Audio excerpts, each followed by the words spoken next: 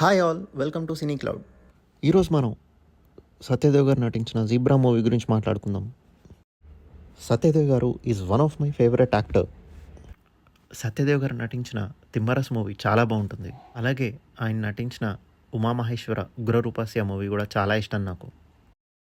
ఈ మూవీ నాకు చాలా నచ్చింది. స్టోరీ వచ్చేసి సత్యదేవ్ గారు ఒక బ్యాంక్ ఎంప్లాయీ. అదే బ్యాంక్లో హీరోయిన్ ప్రియా భవానీ శంకర్ గారు కూడా వర్క్ చేస్తారు.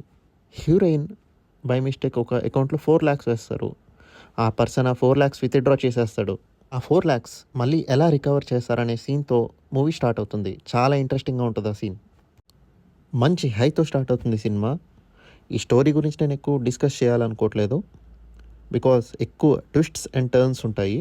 స్టోరీ ముందే చెప్పేస్తే మీకు ఆ థ్రిల్ అనేది మిస్ అవుతుంది. సత్యదేవ్ గారు తను పనిచేసే బ్యాంక్లో 5 crores దొంగతనం చేయడానికి స్కెచ్ చేస్తారనమాట. ఆ 5 crores ఎందుకు దొంగతనం చేస్తారు, ఎవరి కోసం దొంగతనం చేస్తారు అనేది మీరు బిగ్ స్క్రీన్ పైనే చూడాలి.